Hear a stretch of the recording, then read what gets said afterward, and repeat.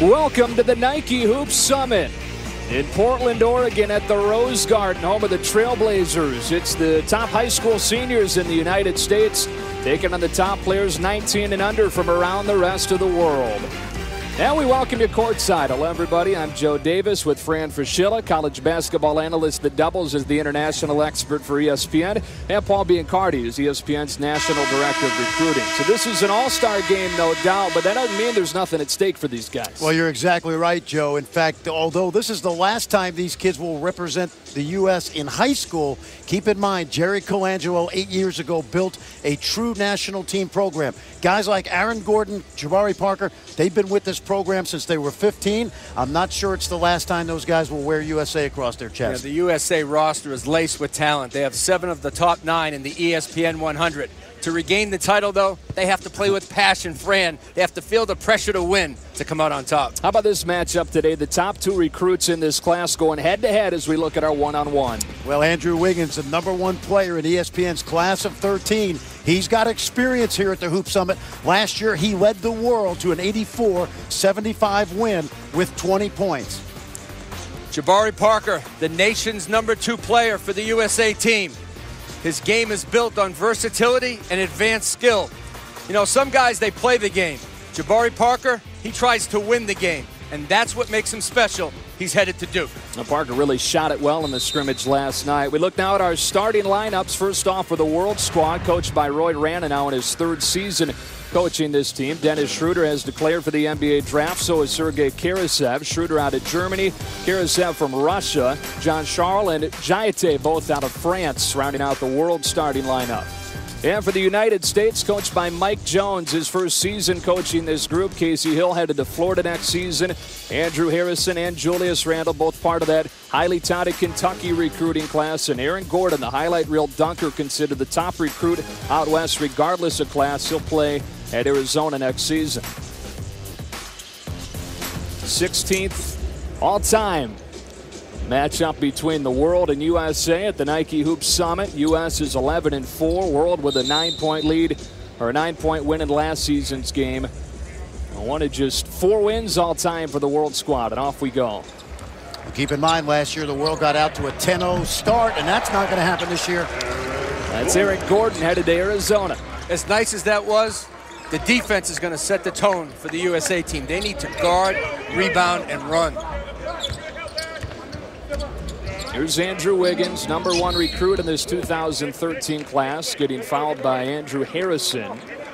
First of the game. Wiggins, the only guy in the ESPN 100 not declared at this point. Florida State, Kansas, Kentucky, North Carolina, the list. And I think that pressure weighs on his mind. It slowed down his play at times, Fran. I wonder if that's going to affect him tonight, because the questions do not stop. When are you committing and where are you going? Well, he's played well in this game, and I'm sure he's going to be excited about competing against guys he knows well. This guy's first time we've seen him on the continent. Outstanding player out of Russia, Sergei Karasev.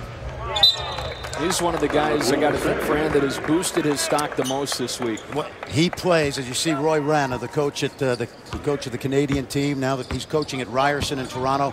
Karasev is a guy that already plays at a high level in Europe and is already a very productive player.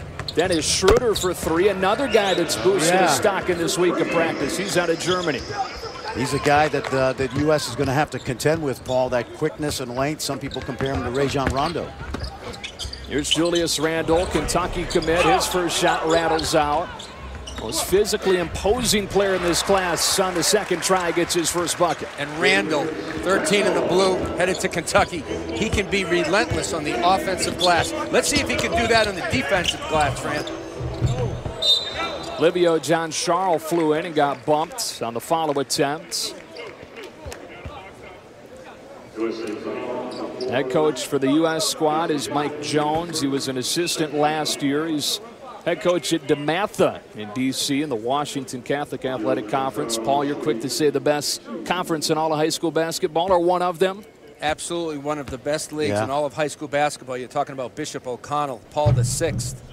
Some great teams. Gonzaga High School coached by Steve Turner. And this guy produced Victor Oladipo, Jerry Grant of Notre Dame. Mike Jones has been around a while. James Robinson, Pittsburgh, too. Some great players come out of DeMatha. You just saw Aaron Gordon swat the ball off of the cylinder, and that's a difference in the international rules. Exactly, and that's a guy that's played a lot of international basketball already. We mentioned he's been part of this program since the development training camp when he was 15. He's played on the under-17 team. Karasev left the 3 short. Here comes Andrew Harrison, the nation's #1 point guard. He's committed to Kentucky, and so is Randall. He got fouled trying to throw it down. I've had a chance to watch this guy since 5th grade, and back when he was only about 6'2", Paul. One word, powerful at the rim. Well, what I like about Julius Randle, and there's things he's got to work on, but every time I've seen him, he brings great effort and energy to the game. I would like to see him play in the lane more and be more of a Zach Randolph rather than a Lamar Odom, but I love his energy and I love his athleticism. You're exactly right. He has to stay inside the gates of the free throw line down. He can dominate the game, and at the college level, he will demand double teams if he stays there. Schroeder drew the defense and kicked for a Karasev 3 that wouldn't go. And then John Charles had it knocked out of bounds. It'll stay with the World.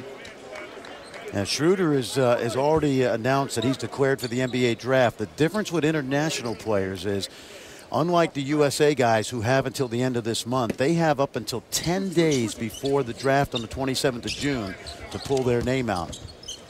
There's Wiggins, where he's so good in that mid-range game. Follow went. And World with a 2-bucket lead. Andrew Wiggins, he's best in the lane and at the free throw line. You know where he's going to be, Fran, but you still can't stop him. That's right.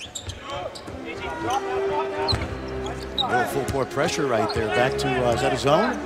Remember, the World has been together since Monday. They've had a bunch of practices. How big of a difference does that make? Well, I think it does. There's no question. There's a little bit extra effort that cost USA a basket.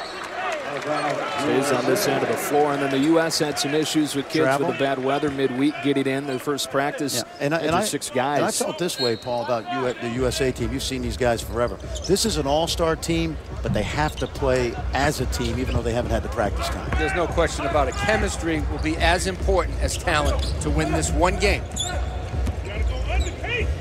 Here's Jean Charles. Good start to the game for him. Schroeder with the assist. Well, Schroeder's a guy that's going to make a decision as to whether to stay in this draft in large part based on how he plays today. He's been very impressive with NBA scouts. Here's a backdoor lob for Randall, who couldn't stuff it down. Here comes the World. Here's Jayate with the left hand, couldn't get it to go. Wiggins' follow wouldn't go either. And last touch by the U.S. squad. A lot of blue short shots just looking around right now. They got to block out and get to the glass. So team timeout, a few minutes into this first quarter. The World on a 6-0 run with a 6-point lead.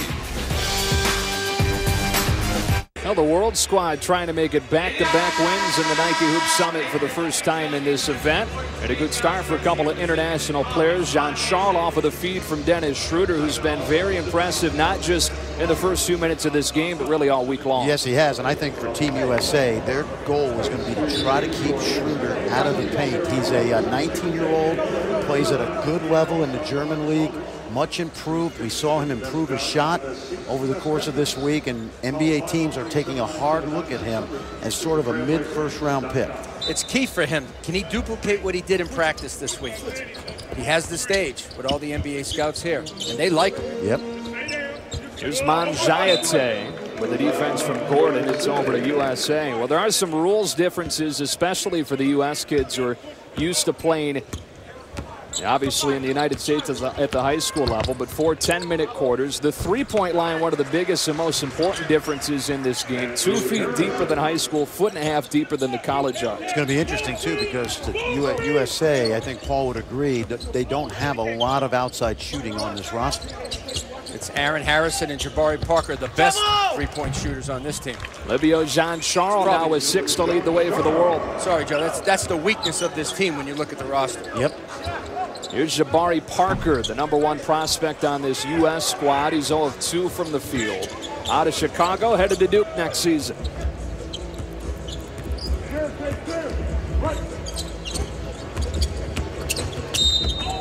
Schroeder got bumped. 4th foul on the U.S. in this first quarter. Casey Hill, he's got a chance next year with some graduation at Florida. He's got Scotty Wilbekin back, but I was impressed with him last week, Paul, at the Jordan Classic, and he's going to fit right into that Billy Donovan style, I think. And he teams up with Chris Walker, 6'11", long, athletic, who really had a coming-out party at the Jordan Brand Classic. He played really well. Yeah, and how about the guys they've got sitting out next year? Dorian Finney-Smith and DeMontre Harris, and Wilbekin's back, Patrick Young. Michael Frazier this year. Nice team. Michael Frazier's going to get a chance to play some USA basketball this summer, I believe. Couple of substitutions for the world squad as Dante Exum checks into the game. He's out of Australia. And so does Carl Towns, who's from New Jersey but roots in the Dominican. He's had a great week as well, 15 in gray. And plays defense on Andrew Harrison, who draws the bump and will shoot 2. That's his game, Andrew Harrison. Wants to get a piece of the paint, create some contact, go up in the air, score, or find his teammates. So Andrew Harrison, the nation's #1 point guard, number 5 overall in the ESPN 100. Part of what is considered the greatest recruiting class of all time headed to Kentucky. And he's really hard for him to keep out of the lane. It's not speed and quickness, it's size and strength. Exactly. He's got, you know, I've always thought he's got a Darren Williams type of frame, you know, a big point guard. I think the key for him is, especially at the NBA level someday, it's going to be, oh, look at that athleticism. How about that athleticism at the rim? Wiggins and Randall meet right at the edge of the rim and a foul on Randall. So 2 shots. It was like an earthquake. Yeah, Paul and I have both seen Andrew Wiggins get his head on the rim. Take a look now. That's unbelievable athleticism right there. It's power and explosion at the rim.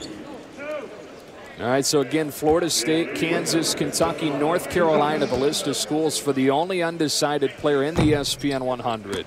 Kentucky came to visit him a couple of weeks ago. He's got visits from the other 3 lined up as far as those staffs coming in to see him all next week. Yeah, and you know the interesting thing about Wiggins is he's part of this explosion of Canadian talent now in the NCAA. They had 90 players from Canada last year playing D1. And Jay Triano, the Canadian national team coach, is here today. He's assistant coach of the Blazers. Very excited about their prospects, Canada. Here's guy with a nice bounce. Sorry, Paul, for Parker. One guy they need to be real excited about, Tyler Ennis. Oh, yeah. St. Benedict's High School. Terrific point guard, one of the best point guards in the class of 213. Headed to Syracuse to play for Jim Boeheim. Here's Schroeder. Toe is on the tape at 2. And Aaron Harrison, the twin brother of Andrew Harrison, checks in. And brings the ball up the floor for the U.S. squad. Here's Jabari Parker, the Duke commit. Into Julius Randle. And back to Andrew Harrison for 3. That's a 2-3 zone they're playing against. You don't want to settle for outside shots. You only have 24 seconds, but you want to try to get into the paint first against the zone. Joel Embiid, who's headed to Kansas, screens for Wiggins. His 3 off the mark, and Wiggins still looking for his first field goal.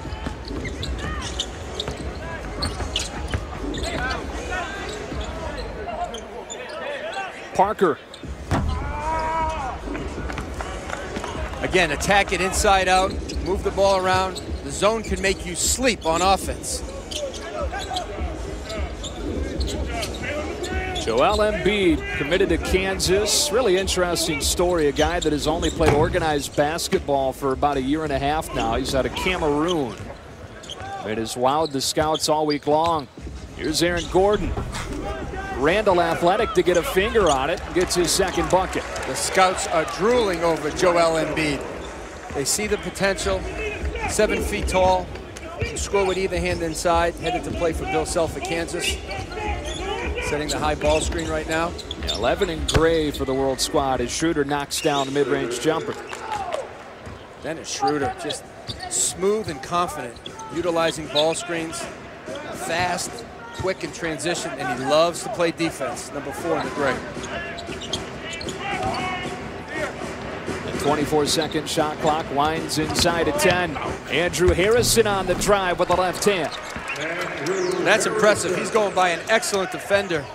And Schroeder, again, he doesn't beat you with the blazing speed. He doesn't turn the corner, but once he puts his shoulder and hip on you, it's going to carry you right to the rim.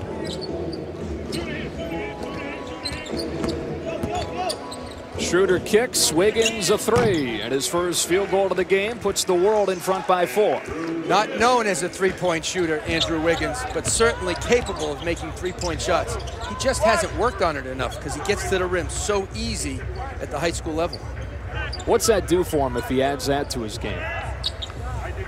Can't go any higher than the #1 pick. I mean, he'll enhance it, he'll dominate opponents at the next level if he can make a jump shot. Andrew Harrison responds with a shot clock winding down. As a big point guard, Andrew Harrison can make three-point shots. And that's what makes him so hard to defend. He can beat you into the paint, make open shots. So Harrison tying the game with a 3, leading the way for the U.S. squad with 9. The Kentucky commit bounces for the Duke commit, 17 all. ESPN's exclusive presentation of the Nike Hoop Summit is brought to you by Nike, engineered for world-class athletes.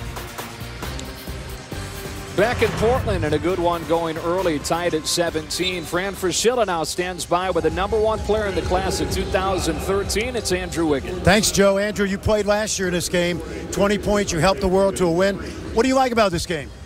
It's just a fun way to get competition, and the fact that I get to play amongst the best in the world, and I'm on the world team against USA.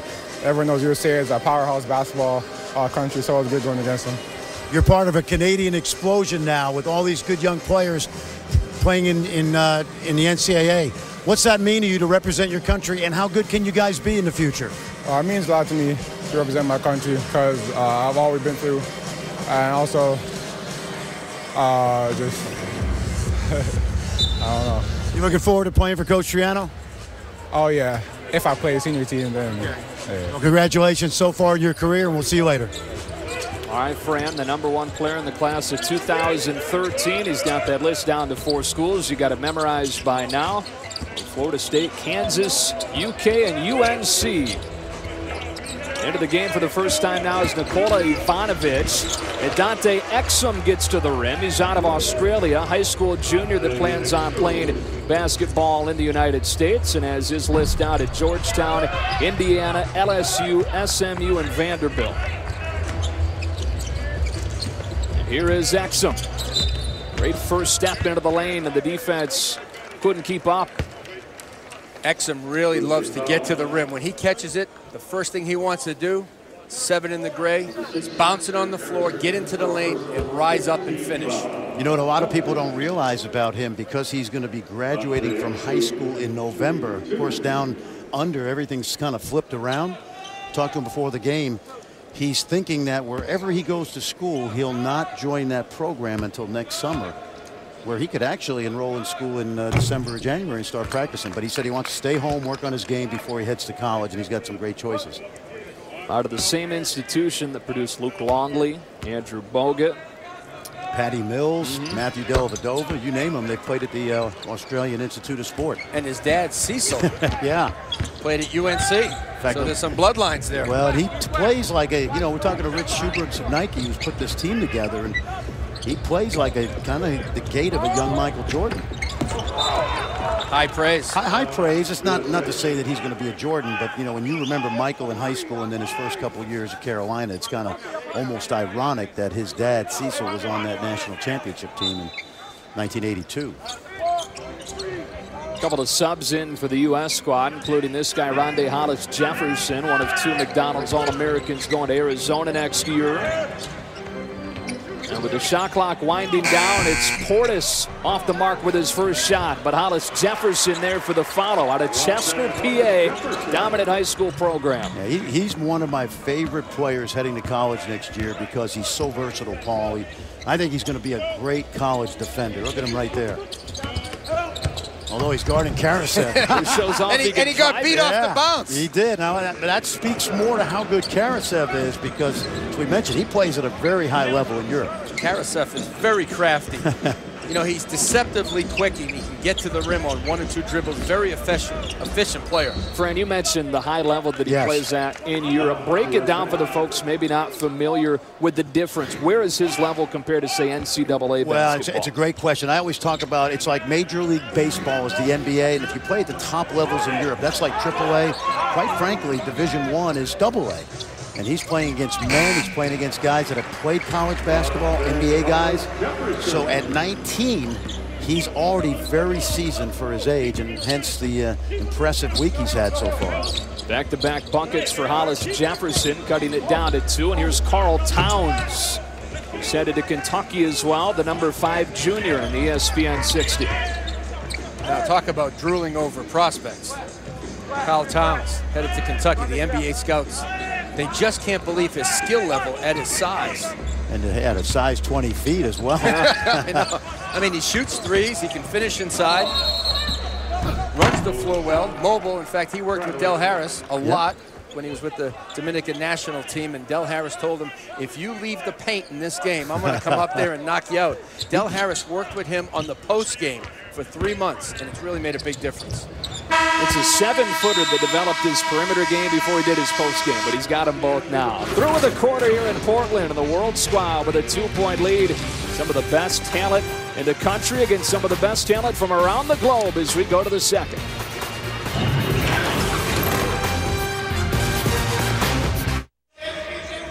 Well, the final day of the X Games starts Sunday morning with medal round coverage. It's the X Games from Brazil. 6 hours of coverage tomorrow starting at 11 a.m. Eastern on ESPN, and also live on Watch ESPN. Through with a quarter, World with a 2-point advantage on the USA. We've reached a time again where there's a certain pride about putting that USA uniform on again. And guys, when you look back a few years ago, that might not necessarily been the case to as great of a degree as it is now. Yep. How'd they change it? How'd they change the culture of USA basketball? I think Jerry Colangelo, the managing director of USA Basketball, changed it in 2005. He hired Mike Krzyzewski.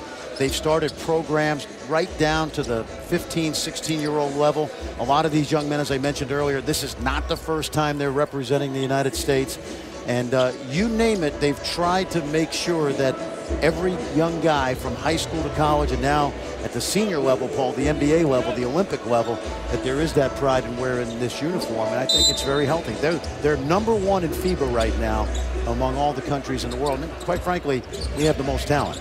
And Fran, you hit it on the head. It all starts at the high school level. Now we have a developmental national team coached by Don Showalter, who's here in attendance.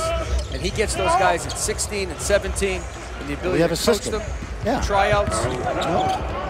Don, a very successful high school coach in Iowa, and like many national programs, Joe, we now have somewhat of a national team system. There's Carl Towns getting his first field goal of the game. Played for the Dominican national team as a 16-year-old last summer. With the shot clock winding down, it's Portis, who's headed to Arkansas next year. And Rondae Hollis Jefferson rattles one out to Wiggins. Exum lost the ball. And Andrew Harrison out with it. Here's Portis. Had it tipped away. I like the push, though, by Andrew Harrison. Sometimes he walks the ball up too slow. A good pace to him that time in transition. Livio John Charles with a flyby move to score. I've watched this young man. He played for the under-20 French national team last year. He's getting better in the French Pro League. French Pro League, not great basketball by European standards, but they've certainly put a lot of guys in the NBA in recent years. He's made 4 of 5, leading the way for the World Squad with 9 points. Exum goes end-to-end to lay it in. Out of Australia, high school junior, very impressive this week. I like his size and quickness. Some people see him, Paul, I don't know about you, as a combo guard, maybe not a pure point, but I know he's already visited Indiana. He's got LSU, Boise State, SMU. And at 17, he's one of the youngest players here at the Hoop Summit. Talk about potential. You look right at him and you can see what he's going to be, Fran, in time. I believe, like you do, he's going to be a good combo guard, not a point guard. I haven't heard Carolina's name mentioned with him, Paul. Any reason why? He has not mentioned Carolina. Indiana, Boise State, LSU, SMU, Ohio State, Kentucky, and Louisville, he said, has made contact recently. Carl Towns. Demetrius Jackson out with it. Here's Bobby Portis, who got slapped on the wrist. That's a foul on Towns. You're talking about Don Showalter, who's in attendance today. Does a phenomenal job with our U16s and U17s. He holds 2 3-day tryouts, invites 30 kids in to try to pick a team of 12. And Fran, you love that. It's competition. Guys get invited They have to earn their way in. They get to play with a shot clock, 24 seconds. Exactly. And you and I love that 24-second clock. And I think it ought to be uniform all over the world, even at the college and high school level. We've been saying that for years. Yep. A universal shot clock with a universal time. How about a shot clock at every high school to begin with? I know you're a fan of that, Paul. Well, that's what we're talking about. Yeah. I'm saying let's get it in the high school game. Yeah. The toughest part has been cost. That's what people tell me. But, you know, in Europe, they put 2 24-second clocks down on the baseline. It costs about $1,500 for 2 of them. And I think it would really help our game because all players at all spots have to develop their skills. Though when that clock gets down to 5 or 4 and you don't have the ball in your point guard's hands, you're 4 or you're 3, you better be able to put it on the floor and make a play. And I know cost is a factor, but it's a one-time cost, Fran. We have 8 states in the United States that have a shot clock, so it can be done. Is that part of the reason you see guys come out of Europe so skilled in so many different areas because of that 24-second clock? I think there's in large part, it is because the coaches have to coach creatively also. You have to get into your offense quick. You got to get good looks quickly. And as I said earlier, the kids have to be multi-dimensional players when you play with a low clock. Giatte with a follow. He's out of France, still considering declaring for the NBA draft this week, and today going to be big in making that decision. Well, the big thing about him was we thought he was 6'9", and when he got to Portland early in the week, he measured out at 6'11", and it opened some eyes. Jabari Parker, the #2 senior, he's headed to Duke next season, fades and knocks it down. He did it last night at the last scrimmage. He was making jump shots, 3-point shots. He opened the eyes of the scouts to be able to shoot the ball at 6'8". Here he is with the steal. He's really had a great week of practice, Jabari Parker. I love this kid as well, Paul. When you've talked to him many times, he's a quality guy. He reminds me, and I know it's easy, the Grant Hill comparison. Does everything pretty well, you know, or very well, I should say. You just love the read. His defender goes under the screen. He steps back. He has great elevation on his jump shot. A 4-time state champion. It's at a pretty good program. Yeah, the only freshman. How about this? You think of all the great players Simeon has had, including Derrick Rose recently, the only freshman to ever play varsity.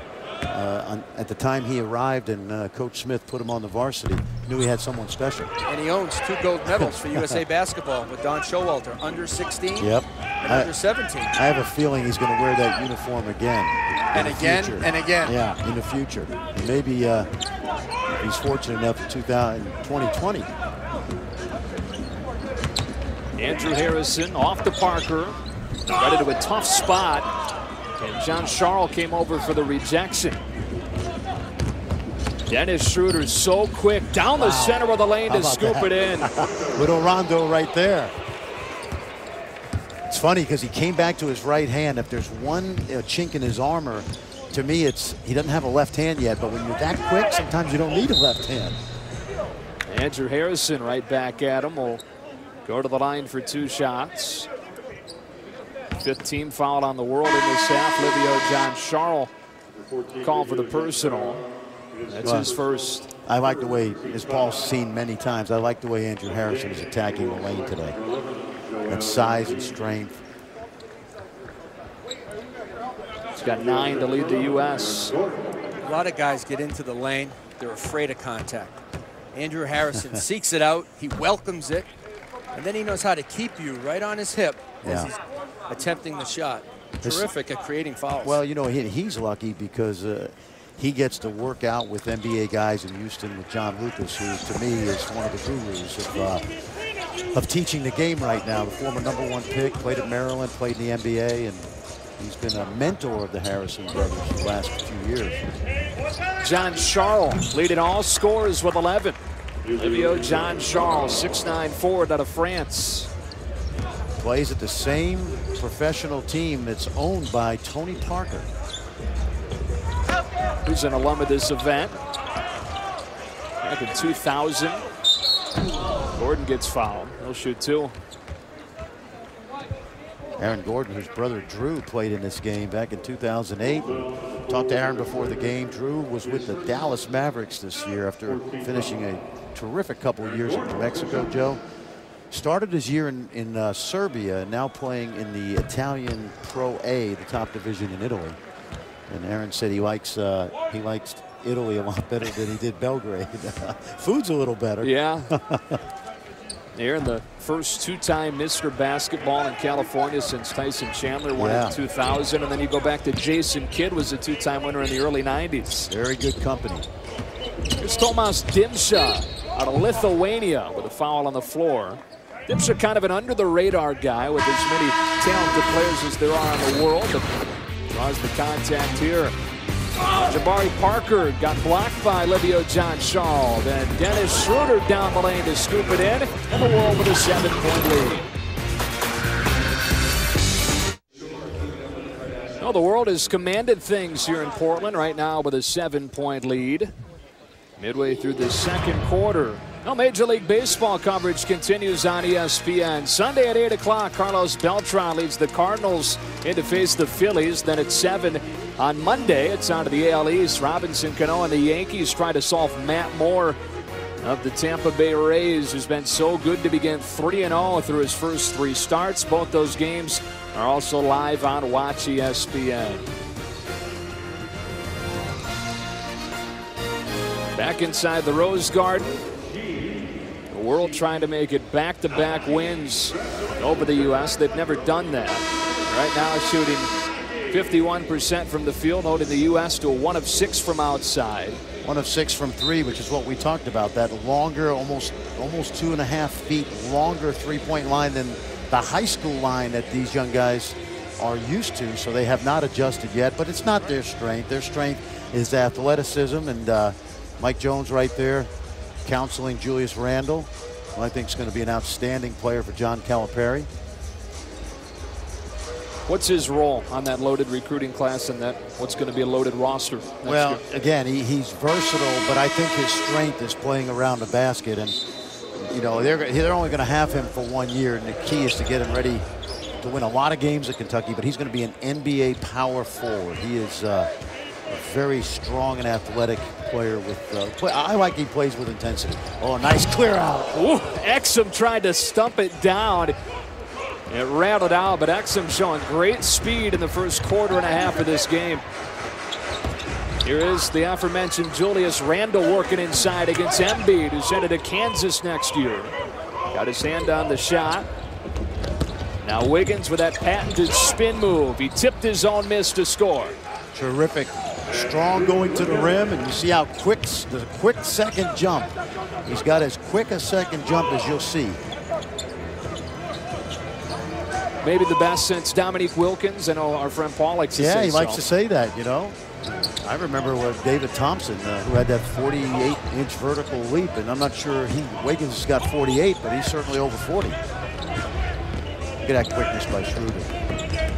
Easily works by one of the best on-ball defenders in the U.S. Great point, because you got Rondé Jefferson guarding Schroeder by design. 3 seconds left on the shot clock, and Dimša knocks down a 3. They could all shoot it in Lithuania, Paul. Tomas. Lithuania is a country with 3 million people, size of New Jersey, basically, in terms of geographically.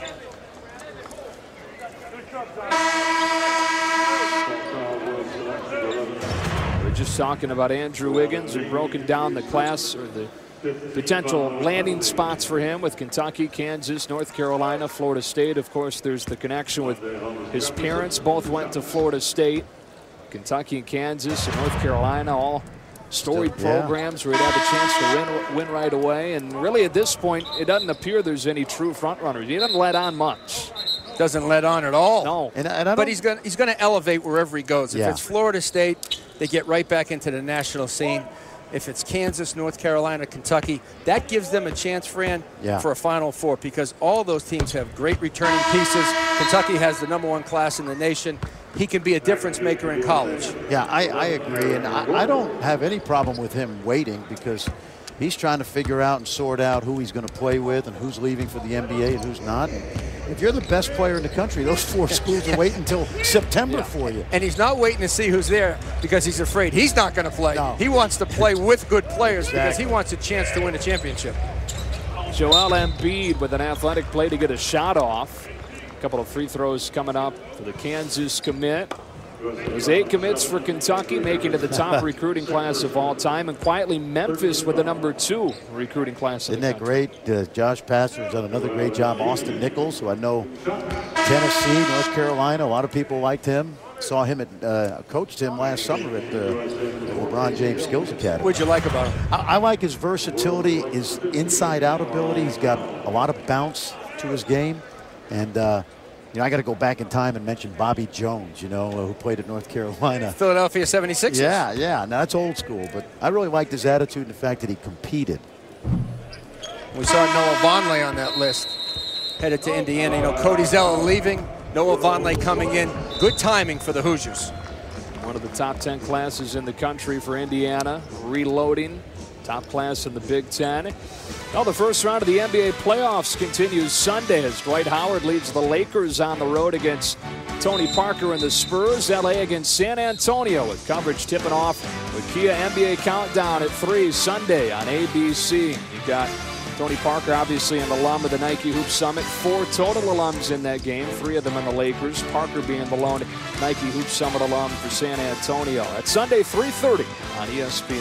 Well, Dirk Nowitzki was here, I believe, in maybe 97, if I remember, maybe off by a year. 98, I think, with Louis Scola, who was a tremendous player. You think of the USA guys, Kevin Garnett, Kevin Durant, Kevin Love. And this is where Tony Parker really was found. I mean, you can parlay a good performance right into the NBA. Absolutely. Think of the really good players that have been here. Take a look. That's not a bad lineup, Paul. We could coach that lineup right there. I'll be your assistant for that one, Fran. Yep. Tony Parker, you mentioned jumping out of the scene in that game. He had 20. Dirk Nowitzki had a huge game in his Nike Hoop Summit as well. Dirk dropped 33 points, pulled down 14 boards. And you remember who broke his record, the world record, you remember? Shabazz Muhammad last year? Well, on the world side, it was Enes Kanter a couple of years ago. Enes Kanter. 34. I mean, how about the all-time U.S. team? You mentioned a few of these guys already, but plenty to choose from, obviously. And Kyrie early in his career, of course. Josh Smith had a huge game in this event. So many good players, really. And 140 guys have been drafted from the Nike Hoop Summit during its existence. Pretty good. 15 last year, 15 in 2011, 6 #1 overall picks.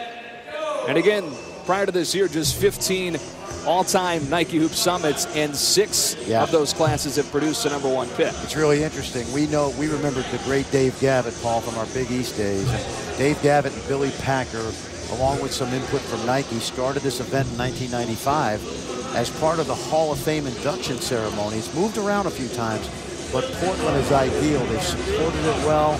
And you know, these international kids, these world kids, they're the ones doing the traveling. They're coming not only from across the globe, but they've got to travel, you know, all the way out here to Portland. So not an easy week, but I think they enjoyed playing in this. Yeah, this event serves as a great preview, I think, for the incoming class to college basketball. And for the international players, this is their stage. In front of NBA scouts all over the world, they can make their mark like Tony Parker did, Enes Kanter. And it serves them well. Out of the timeout, largest lead of the game for the world squad of 13 as Andrew Wiggins tries to go 2 for 2 in his Nike Hoop Summit experiences, and 20 to lead the way for the world a season ago. The U.S. has never dropped back-to-back games to the world in this event. Look at this 1-3-1 zone with the 7-foot Karl Towns at the top. It's hard to see and score over that big guy. Don't give John Calipari some ideas to play zone now. Look out here on this 2-on-1. Towns able to finish with Hollis Jefferson bumping him. Nice job by Andrew Wiggins. He could have gone in and flushed this. Take a look now. Watch the run out, Paul, and a nice touch pass right back to the big fella. But look at Karl Towns. 7 feet tall, running the floor straight, rim to rim. The acrobatic ability to jump in the air, catch the ball. You know what's interesting about him? Because he played for the Dominican, you know, he's a Jersey guy. His dad's a high school coach there. He and his mom and dad are here today. Yeah, Jackie, his mom's here. But he cannot, the only negative is, maybe it's not a negative, but he can never play for Team USA the rest of his career because he's already played at the, you know, the national team level as he did last year. But what a mainstay for the Dominican Republic in coming years. Julius Randle knocks down the baseline jumper. And that's where Randle can be really hard to guard. 6'9", 230. a mid-range jumper to go along with that power game inside, Fran. Yep, I agree. Wiggins with the defense from Hollis Jefferson. A large reason he's on this roster was for that matchup to defend Wiggins. Now Randall through contact, and Hollis Jefferson there to follow it. Well, it's been a good first half for the Arizona commit out of Chester, PA. Yeah, Paul's seen Hollis Jefferson more, but I've watched him for a couple of years. I just love his versatility, his toughness. You know, he's a Chester kid. It's a place that produced Jameer Nelson, Bo Ryan. Tough place, you know. It's Philly basketball, but you don't say that in Chester. It's Chester. It's a little outside of Philly, right? Yeah. But Hollis Jefferson, you know, he's comfortable in his own skin. He knows who he is. Yep. A four-man offensively that scores close to the basket. I like to call him a switch defender. He can cover positions 1 through 5 and be very comfortable. What a pair of defenders Sean Miller has, huh? Hollis Jefferson, Aaron Gordon, go along with Brandon Ashley next year. And how about Nick Johnson, the way he played? Big man Caleb Tarzewski. Yeah. Hey, and you know what? They've got a point guard sitting now, T.J. McConnell. Transfer from Duquesne. Yeah. Who's an awful lot like Sean Miller used to play.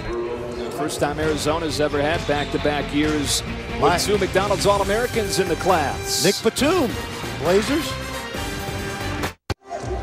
The World Squad trying to make it back-to-back wins over the USA in the Nike Hoop Summit. They've commanded much of this game. Of course, Team USA, obviously, anytime you play with the USA on front of your jersey, it's a great honor, especially right now with the stage that this USA basketball program is at. What are we looking at right here? Well, this is a travel tag that they use for their equipment bags, and every player has his number. And on the back of this is Jabari Parker's. Every guy that's represented Team USA in the past.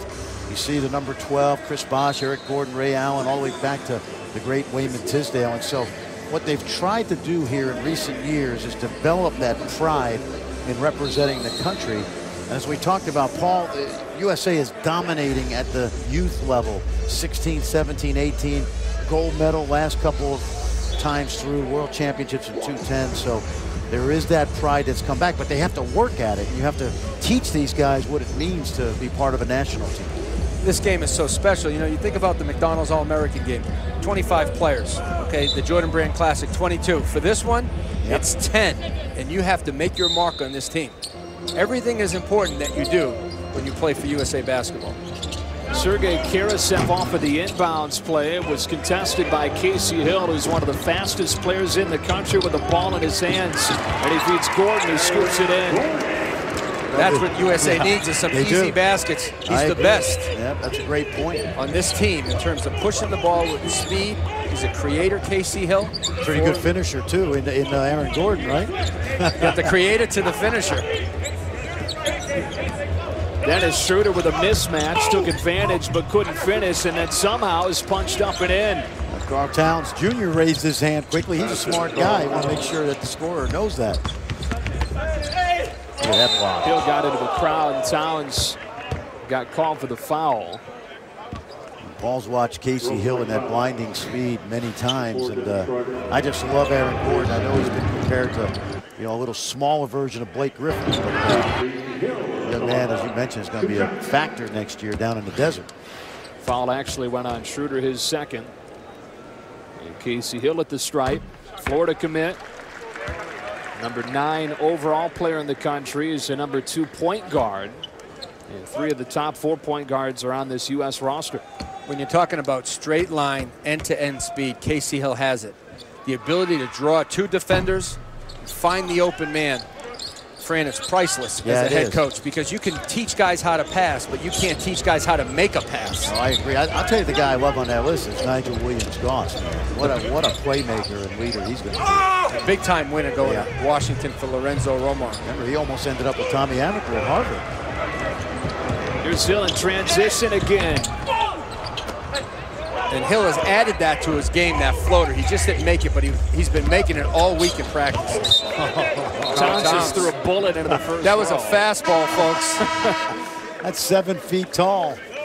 Young man who had a terrific season as a, what is he, a sophomore going to be a junior? Or was he going to get reclassified? No, he's in the junior class He's right going to now. get reclassified. As a freshman, Fran, 68 threes he made in high school. This guy can shoot it. He's an outside first, inside second. 7-footer. I don't know if he's the best shooter ever come out of St. Joe's in the touching, because Jay Williams is pretty good, but that's not bad for 7 feet. And his three-point shooting has went down in the last couple of years, and especially after working with Del Harris. But his inside production has went up because Del has done such a fabulous job of teaching him the nuances of low post play at 7 feet tall. I got a chance to see them last summer in Las Vegas. Coach Cal and Del Harris and Orlando Antigua. Really good group. That was a great experience for this young man because he's playing against Kobe and LeBron and Durant. And he got about 9 or 10 minutes in the game, and everybody was looking around going, who's that guy? He's what? He's 16? You know? But good experience. And it worked out pretty good for Coach Calipari. He got a verbal commitment from a 7-footer. Yes, he did. Who's going to be tremendous. I mean, you hate to say he's going to be a one and done, but the way it looks right now, he's going to be a one and done in college. I'd like to see him get a little bit more athletic. I think he's got to lose some of that baby fat. There's certainly things he's got to work on, sometimes you don't want to be that size and fall in love too much with the jump shot. But we were watching him make step backs the other day from behind the line. Very impressive.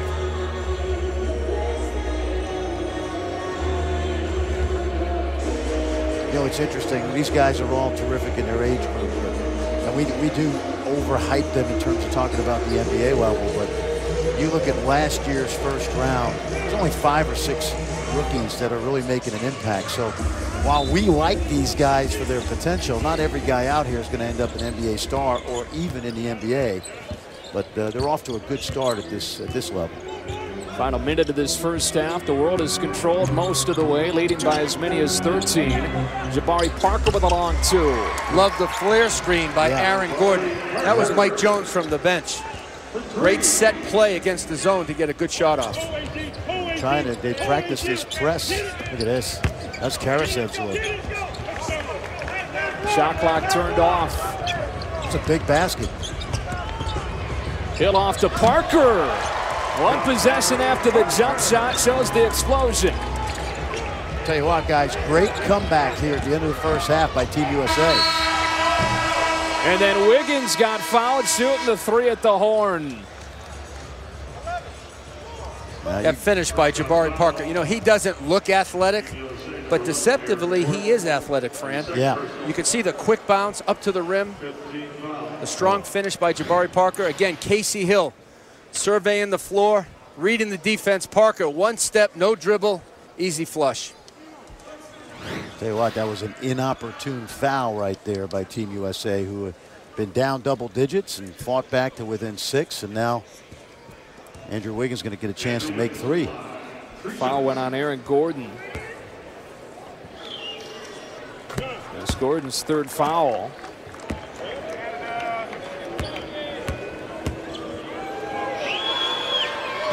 Wiggins now with 9.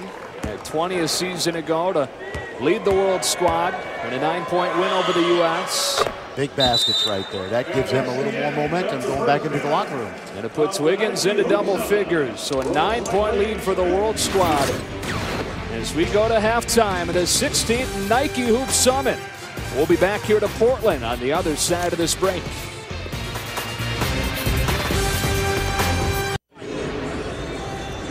Back in Portland at halftime, where the world squad's got a 9-point lead on USA, trying to make it back-to-back wins for the first time in the 16-year history of this event. We welcome you now back inside the Rose Garden. Joe Davis with Fran Fraschilla, Paul Biancardi. Guys, we've talked plenty about this Kentucky recruiting class, which is hands down the greatest in the history of college basketball. You really can't argue it. I don't know. I mean, I guess by rankings, but you know, Michigan '91 was pretty good with Jalen Rose and Chris Webber. But I think on paper and depth ball, you got to say that right now Kentucky coming in is a great class. There's no question. They have the most talent, and the quality and quantity is there. Now, talk about who's going to start for Kentucky. I think it's going to be the Harrisons, and then Alex Poitras, who has some experience, already playing for Calipari, Julius Randle at the power forward, and I like Willie Cauley-Stein. That's a heck of a starting 5. It's a great group. I think Coach Cal's done a great job of being able to manage talent in the past. This year they didn't have enough depth. But you look at Kyle Wiltshire coming back next year, Poitras, Willie Cauley-Stein to go with these guys. certainly puts him in a great spot. Yeah, last year he had to coach passion and heart. Next year he has to coach teamwork and chemistry because he's going to have a lot of egos, a lot of talent, but a lot of good problems. Now, you hit on the starting lineup for a moment there. You mean to tell me that Dakari Johnson, the nation's #1 center, is going to be coming off of the bench next year for Coach Cal? I really believe so because Willie Cauley-Stein has proven already in John Calipari's system. He has 1 year under his belt. Dakari Johnson, he's tremendous, but you bring him off the bench if you're John Calipari, you got great size, and you also have Marcus Lee, the shot blocker. I like Poitras at the 3 spot with Randall at the 4, Cauley-Stein at the 5. You have to play the Harrisons. You have nobody else that can play a point guard or a shooting guard. Well, you know, it's funny. I've talked to NBA scouts this week. They've told me there's 1 or 2 guys on that Kentucky roster who may not start and still get drafted in the first round. So with the fact that they have so much talent, you mentioned this week, Paul, Aaron Harrison is going to have, Andrew Harrison's going to have a lot of pressure on him to be the kind of point guard that John Calipari's had at Memphis and Kentucky. When you think of the Derrick Roses, guys like that, a lot of pressure on him. He's got to work through some body language issues, too. Sometimes he gets down on himself. But what I love about this class more than anything, the ability to shoot the basketball. Both Harrisons can make threes, and James Young can stroke it from the outside. Best group of shooters for John Calipari. James Young, we just mentioned him. In a long time. He's coming off the bench, so too much talent in Kentucky next year. All right, guys, we're going to take a break. We'll come back. We'll revisit this renaissance of sorts with USA basketball. Right now, they trail the World Squad at halftime. Back to Portland after this.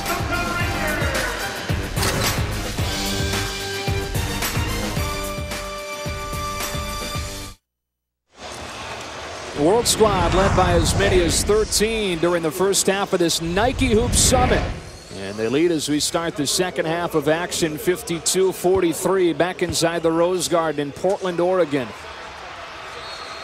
And we take a look at our first half highlights from this 16th Nike Hoop Summit. Livio Jean-Charles from France was very impressive. Yeah, he was, and he played off his good passing guards. Young man that plays at Villeurbanne. I don't know if I said that right, but an outstanding prospect. He's 19 years old. Strong inside player, having a very good first half. This is a guy that actually played with Tony Parker during the NBA lockout. Tony went back and played for the team that he actually owns. And Andrew Harrison on the other side leading the U.S. with 11. Well, he's been able to get into the paint, and that's what he does best. Makes a bucket in the lane. You see the baseline drive, the dime to Jabari Parker. The ability to score and find with size and strength make Andrew Harrison the #1 point guard in the nation. First half stats. 2 of 8 from behind the arc for the U.S. But the World Squad we thought would have a great advantage shooting the ball, not much better from outside. No, you're right. And we also thought they had the size advantage inside. You can see 24-18 on the boards. And good comeback, I thought, Paul, at the end of the first half until that Aaron Gordon foul of Andrew Wiggins. It seemed to deflate all the momentum that the USA team had. A 6-rebound advantage you mentioned there for the World Squad. They out-rebounded the U.S. by 23. The World Squad victory last year. Livio Jean-Charles, Andrew Wiggins, Schroeder, Towns trying to lead this World Squad to the first ever back-to-back wins. And yes, an all-star game, but a game where the outcome matters to these kids. No, it really does. In fact, Team USA last couple of days, they were shown by the coaching staff clips from previous games and how the momentum can swing, and also to make sure they always understand how good the talent level of the world team is. Yeah, it's about star power, but it's more about winning and representing your country. Look at this, 2-on-1. With Schroeder and Jean-Charles, who continues to get to the rim but couldn't lay it in, and a foul. And Schroeder out of Germany, Jean-Charles out of France. Both guys the NBA has eyes on. You could see the youth of our team on that possession. As soon as the turnover happened, they all dropped their heads, shrugged their shoulders, and nobody got back. And that's a sign, Fran, as you know, of immaturity. And when you get to the college level, you can't worry about that turnover. You got to sprint exactly. fast. And if you're Roy Ranner right now, you're talking about, hey, let's jump on these guys and let's get that lead back to double digits, which they're in the process of doing. Jean-Charles now at 12 to lead all scorers. Here's Demetrius Jackson headed to Notre Dame next year, back into the game for the U.S. Interesting, you know, it's a young man that grew up about 13 miles from the Notre Dame campus and grew up kind of being an Irish fan. Marion High School is a Catholic school right there in South Bend. Bishop Walker. Yeah, he can be a tempo changer, yeah. Demetrius Jackson, for this game. Athletic, strong. It came down to Notre Dame and Illinois. Stayed home. Gordon through contact to finish, and a chance for a three-point play for the Arizona commit. I think the interesting thing about Aaron Gordon next year, and on a front line, Paul, that's going to be very deep. I think he's a 4-man right now. I bet the young man thinks he's a 3, and of course, if he wants to play in the NBA, that's probably the best position. But in my mind, as much as I love him, right now he's got to be. He's a little bit of an in-betweener. I think he understands that from an offensive standpoint. He is a 4, but defensively, Fran, yes. I think he can cover 3s. I like that. Yeah. Cover 5s. Just got to work on his shot. Jayate with a second effort scores. Jayate, full name Mohamedou Jayate, out of France. Well, his friends call him Mom. And we'll go with that. He's having a good year. He's in French Pro B, which is the 2nd division. Competition not as steep as Pro A. Schroeder with a contested shot, falls right to Jean-Charles. Jayate with a chance that wouldn't go. And Schroeder tracking it down in the corner. Fresh shot clock for the World. How quick is he to the basketball, Schroeder? And how about the 6'8" wingspan? He just reached out like a Venus flytrap right there. Here's Wiggins for 3. Jean-Charles with the offensive rebound. And he'll shoot 2 free throws. You know, it's so funny, this game. We talk about all the NBA guys, and I think Jean-Charles a nice prospect. I don't think he's ready to be drafted, but this game has produced guys like Sierre Sene, who went in the lottery or at least the mid-first round with Seattle. Bismack Biyombo. These are guys I watched overseas that I thought were, you know, to be honest, a little bit overrated. But when you play well against our best high school guys in front of NBA guys, you know, it's like beauty's in the eyes of the beholder. And the scouts walk away saying if they're doing it against our future NBA draft picks that we have slotted in the mid-round to late round, then maybe we should look at this guy. And that's exactly right. That's how you make a team. Yeah. The only problem is a lot of our high school guys are not ready to be NBA guys either. You know what I mean? And they may be a couple of them down the road. But this is what the NBA looks at. You're watching a Karasev or a Schroeder, seeing how they match up with guys their age, even though they're playing at a high level. When you talk to Chad Ford today, he said there's about 6, 7, 8 or 9. He said 8 was or 9. 8 or 9 lottery picks in 2014 on this floor. Yep. Gordon just picked up his 3rd guy, so he goes out. Rondae Hollis-Jefferson back in. I'm going to go pick and roll right here. Let's see what Schroeder does. They switch it. Yep. And with a mismatch against Randall, turned it over. That's typically one of the issues for Schroeder. First time we've seen that rear its head today. No! Oh, nice block. Jean-Charles right in the middle of it again. Karasev in transition, left it short, but Jean-Charles with a follow, and the World squad is up by 12. You like Jean-Charles' energy today. Playing with a smile on his face. You don't have to run anything for him. You know, No. he goes and gets the basketball off the rim. Yep. He'll run the floor, get the layup. You know, he's just real consistent. Randall.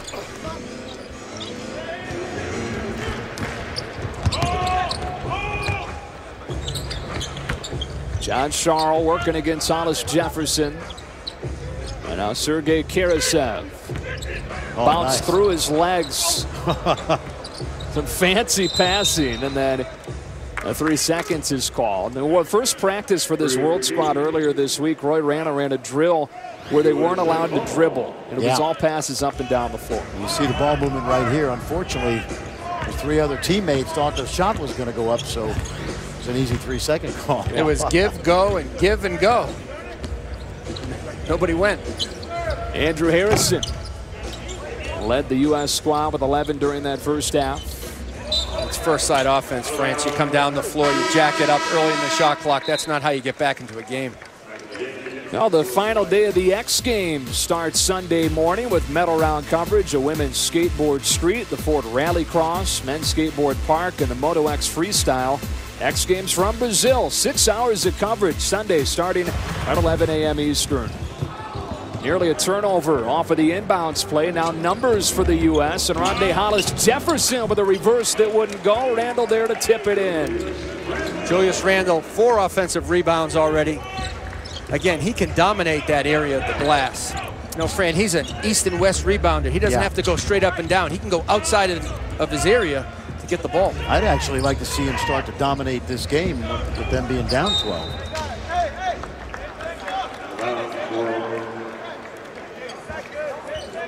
58 points in the first 2.5 quarters, a lot of points for the world. So USA's got to tighten it up a little bit. And it's like we said earlier, Paul, they haven't had enough practice time really to be cohesive, but they've all played with and against each other, I would think, so much that it's just like going into the Y with a few guys that know how to play. You know, you gotta play together, and especially on the defensive end when you haven't had a lot of practice time. Schroeder with the unselfish play. Giante couldn't finish, and Jabari Parker out with it. Randall. Oh boy, that's Julius right there. And that was facilitated by a 6'8" Jabari Parker. In the middle of the floor, he's showing you his advanced skill to rebound the ball, push it in transition. Yeah, that's a great look. That's just a little fundamental bounce pass right there, and then Julius Randle. I saw him do that a couple of years ago in a game at LeBron Skill Academy against LeBron. LeBron got out of the way. Yeah, you don't want to stand in front of Julius Randle. The top power forward in the country, the #3 player overall, and 4 of the top 5 power forwards on this U.S. roster. When you look at that list, you see versatility, athletic ability, and skill all going to the college game next year. These are guys that play the 4 spot, can make jump shots, rebound inside, play with their back to the basket as well, Fran. And you made the point earlier.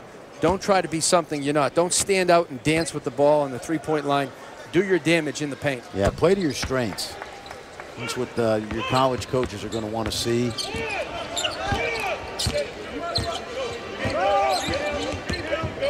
Andrew Harrison. That's another late whistle that Harrison is the beneficiary of, but he does get himself deep in the paint. And he hangs up there a little bit. He has a little bit of hang time. And what he's doing when he's in the lane, can I get my shot off, or can I find my teammate for a little lob or a dump down? How will he be when his brother's not on the floor? Of course, we haven't seen him on the floor, I think, tonight. And Corey Alexander, the assistant coach of Team USA, the former Virginia Cavaliers star, told us they were going to split him up. But how effective will he be at Kentucky, Paul, getting his teammates involved, besides his brother? Well, that's going to be the question that John Calipari has to work with right away, to make sure that he just doesn't play with Aaron, and when Aaron's not in the game, to involve his teammates and still be aggressive, Fran, trying to get to the basket. I think when you get to the college level, you know, those things get coached out of you. Yeah. And Schroeder got about 7 steps, but no travel, and then a foul. Now they switched off, and Jefferson again tried to stay in front of him. Jackson got called for his second. And Schroeder heads to the line. Plays in Germany's top professional league, was named the most improved player in that league this year. And again, just 19 years old, with his NBA stock skyrocketing this week. Yeah, what's really helped him this season in the BBL, the top league, as you mentioned, is he's really improved his outside shooting and also his maturity in playmaking. Now, we see him get out of control some, but not unlike any other college or high school guy that plays here in the States. So when I watched him on film, I love the way he changes his speed going to the basket. You know, he's not just a one-speed guy. He can shift it up to get by you as well. Now Parker's so smooth with that jump shot. That's a step back that fundamentally, that's as good a step back move as you'll be able to teach or utilize. Dante Exum. That's a long 2. Talking about Jabari Parker going to Duke next year, he's going to really space the floor for Coach K. Gives them size, shooting, and rebounding. Randall lost it on the drive. Into the hands of Andrew Harrison with the shot clock winding down. Hollis Jefferson with the left hand. Pretty move. Jefferson knew he couldn't score on the right side of the rim. So he took a little dribble to get to the left side. A smart, crafty, back to the basket player. Exum way short on that one. Last touch by Towns, and the U.S. takes it. Inside of 5 minutes in this third quarter. The world's lead is down to 7. Rondae Hollis Jefferson, one of a pair of McDonald's All-Americans, headed to play for Sean Miller at Arizona next season.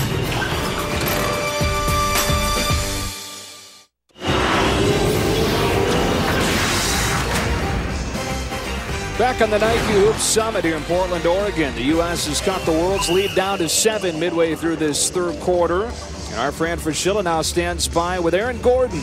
Thanks, Joe. Aaron, you've been a part of Team USA since you were 15, the developmental training camp. Why has it been so important to you to represent that USA on the jersey? Well, it goes both ways. USA helps my basketball game out a lot, and I know I look good for the program. It's one of the programs that I can kind of just completely forget about statistics and just look forward to helping my team win. You're down here in the third quarter. What's Coach Jones talked about in terms of getting back in this game? I mean, just playing hard. Just it all starts with belief, and that's what we're doing. We're playing with energy, and we're getting our team going. Thanks, Aaron. Appreciate it. No problem. All right, Fran, number 4 prospect in the senior class headed to Arizona. And with the front court at Arizona with Ferrum, Hill, Lyons all leaving, Gordon going to find himself in an important role right away. In the front court, yes, yeah. Absolutely. Be able to rebound. You know, Aaron Gordon mentioned the word energy. You know, he brings energy, he gives energy to his team, and his teammates feed off that energy all game long. And it's not just a game, Joe. He does it in practice. He does it in workouts. He gets to the gym early, stays late. There's a reason why he's so good. He invests a lot of time into his game. Julius Randle with a reverse. That's explosion and power. He has that quick spin move to the baseline. Now Demetrius Jackson out of the crowd with it. Jackson for Hollis Jefferson, who's into double figures. And USA's within 3. Because they're pushing the pace, but first they're playing defense. Any turnovers, they're pushing it to points. Randle, an exceptional finisher. His best game is all in the paint. I love the way they've utilized that full court pressure as well and trying to speed this game up a little bit. And Mike Bray told me that this guy, Demetrius Jackson, one of the more athletic guys he's ever recruited to Notre Dame. You think of Jerry and Grant next year, Eric Atkins, a senior. Yeah, he's going to compete for playing time with Eric Atkins. No that's a solid backcourt, yeah. 5th McDonald's All-American for Mike Bray. First one since Luke Zeller, 2005. Older brother, of course, of Cody Zeller. Wiggins, a 3, was left alone and then left it short. Embiid with a battle for the rebound and a foul. We haven't talked much about this young man, Joel Embiid, but he is going to be an outstanding player in time. But take a look at this, Paul. You and I have been watching this a long time. Sizes up the defense. Nobody home on the baseline for the world team. And it's one dribble, one quick step, explodes right to the rim. We had a play last year, Joe, at the Nike Skills Academy, the LeBron Skills Academy in Vegas. It was the final game of the week, and it was Julius Randle's last game. He chased down a ball 94 feet, an inbounds pass, and he didn't have to play that hard, but he chased it down, saved it to a teammate. They wound up scoring, and I've watched him for so long, Paul. The thing I like about him is he's got a high motor. He could be the X factor for Kentucky. Everybody talks about Kentucky, preseason top 5, Final 4. I believe he's the X factor because there's nobody else like him on the team. A little bit of Terrence Jones, left-handed, explosive, powerful, and can score the ball when he stays inside the arc.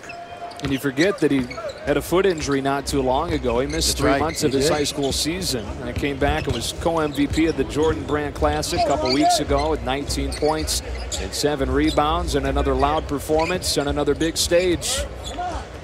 It almost looks like a zone. Yeah, they're sitting in the zone. They got to know time and score, shot clock. Andrew Harrison with a shot clock winding down, cuts it to 2. There's that pressure again. But that's the ability of Andrew Harrison. When the play breaks down, he can make an open jump shot. Dimshaw got fouled shooting the 3. Harrison came back in a bad foul. Second time the U.S. has done that today. Fran, you love the closeout, but here's the shot clock winding down. Andrew Harrison, his defender, backs up. So what does he do? He pulls up. And he can do that from 3-point range. On the defensive end, you love the hustle, the closeout. His momentum carried him right into the shooter. Yeah, and they've got to take advantage of the fact that Schroeder's not in the game right now. So they're really pressuring Ivanovic, Dimshaw a little bit, Exum. Good strategy by Mike Jones. Mike Jones, 17-4 as the assistant coach of Team USA. First opportunity to be his own man. He's got some guys with some foul trouble now. Gordon, Andrew Harrison, Hill, and Hollis Jefferson all with 3. This young man played last summer, Paul, at the Nike Global Challenge in Washington, D.C., Northern Virginia. So when there's a terrific Croatian, Mario Hazonia, who was on this roster, and he's now playing in Spain, and his team needs him right now, so he stayed behind. So Dimscher was added late, and in part because of the success he had last summer in Northern Virginia. There's that 2-3 zone. Again, another opportunity when you play out on the circuit. Yep. You get seen, and then people invite you to the next basketball event, and that's how your game grows. And that's how your ranking changes. Jackson threw it up with that 24-second shot clock collapsing. An empty possession for the United States. You see Hollis Jefferson on Wiggins. That's why he was invited to this game, to defend Andrew Wiggins in crunch time. How many times have they played against each other, you think, the last 3 years? Aaron Harrison into traffic, but into the hands of Noah Vonleh. Make that Bobby Portis, who's headed to Arkansas next year. Yeah, I really like Bobby Portis. Active, alert, and he's always moving. He tries to fit in offensively. You see the offensive rebound, second chance point, using his athletic ability for near the rim. I've been impressed with him this week. Now the first round of the NBA playoffs continues Sunday as Dwight Howard leads the Lakers on the road against Tony Parker and the Spurs. LA against San Antonio, with coverage tipping off with Kia NBA Countdown at 3 Sunday on ABC. Lakers go 5-0 down the stretch to get the 7 seed. No Kobe Bryant, but no team playing better right now. Los Angeles Lakers. You mentioned all those alumni in that game. Ron Artest, now Metta World Peace, he played in that game, as well as we mentioned before, Tony Parker. You have a couple other Lakers? Yeah, there's 4 guys total that have played in this Nike Hoop Summit game. 4 of the 140 that have gotten drafted out of this event. USA has done a nice job getting that lead down to 1 possession. Now, if they can get a stop, they can tie this thing up with a 3. Here's Wiggins. You saw that coming, friend. I saw that baseline. I saw nobody rotating over is what I saw. You talk about his NBA athletic ability. You see why. He covers a lot of ground with one Look dribble. out again. This time smoothly lays it in, and the World has expanded the lead back to 7. Now Casey Hill forces one up. John Charles out with it. As Ivanovic on the wing for 3. Now Vonleh back the other way for the U.S. Good hustle and by Ivanovic saves it to John Charles. They had 3 quick baskets, and Mike Jones is going to want to take a timeout. He wants a fast pace, but he doesn't want a sloppy game. Yeah. And remember the rule now, guys. You can only call a timeout. Only the coach can call it. And only when the ball is dead, when that ball goes through the basket before the opposing team touches it, the ball is considered dead. Mike Jones up off the bench right away. 9-4 run for the World. U.S. had cut it to 2. It's back to 9 as the World tries to win back-to-back Nike Hoop Summits. A lot of people have questions about Andrew Wiggins. Does he play hard? Is he selfish? Is he unselfish? He defers to his teammates at times. He facilitates to them. He wants to be part of the group. But at crunch time, he knows he has to take over. So when you see the basketball in his hands in the second half, he's going to try to get to the rack. Yeah, the thing I like about him is he looks like he's not playing hard, but because it almost comes effortlessly to him. And I saw him last year in the Nike EYBL in Dallas, and I was blown away with his athleticism. And there you see some of the best players in the country, and Kentucky obviously dotting that top 10. And a guy at number 10, Jarrell Martin, headed to LSU. 8 of those 10 guys in this game. Here's a couple of them. How about Wiggins? And then another one, Olivier Saint-Jean, part of that spurt by the Royal team. And now with a 9-point lead. Wiggins, the only undeclared player in the ESPN 100. And he'll start this segment on the bench for the World squad. You think, Joe, about what's gone on in recent years? I mentioned those 90 guys from Canada that are in the NCAA. How about Anthony Bennett this year? Kevin Pangos, Kelly Olynyk, Mike Kabongo. How about the kid at Boston College, Olivier Hamlin, who dropped 40 in the ACC One of the tournament? best freshmen in the ACC, come out of New Hampton Prep. Yeah, Laurent Rivard, who hit those big shots for Harvard in the win over New Mexico. Parker off the front of the rim. Roy Rana coaching this world squad has been such a big part of that Canadian rise in basketball. He's coached 45 kids that have played Division I NCAA hoops. Talking to Coach Rana before the game, I said, "You going to play some zone?" He says, "Only as much as I can." Every dead ball coming out of timeouts. Anytime the world team can get back, he wants to play zone. He believes the U.S. team doesn't shoot it that well from Fran, the international line. Yeah, and they haven't had a chance to really prepare as much as they'd like because they all got in here late. A lot of these guys have played the last couple of weekends. Not that that's an excuse, because USA has that 11-4 lead through the years. But it's hard to play zone offense. Even good college teams don't have good that's offense very 3 or true. 4 months down the road. But there are concepts against the zone to gap it, skip the ball, send cutters. And our team, the U.S. team, they have to understand that when they go against the zone. Demetrius Jackson comes back in. Portis sit down. So Vonleh. And Gordon joins Randall, Parker, and Hill on the floor for the U.S. right now.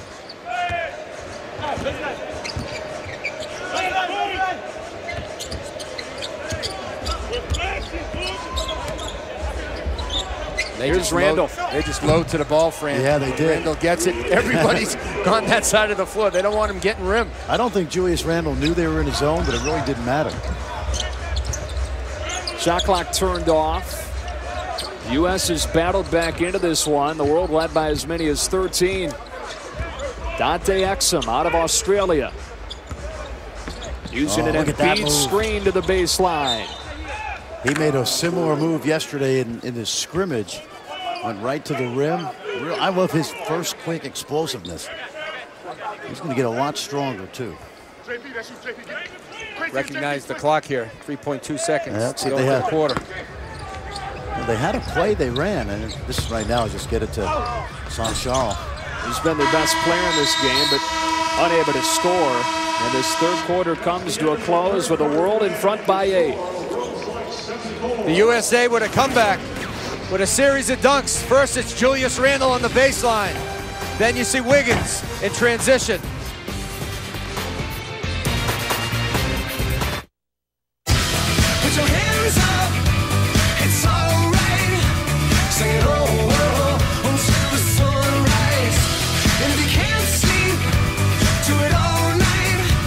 Sing it and don't you ever fade away. Don't put your hands up.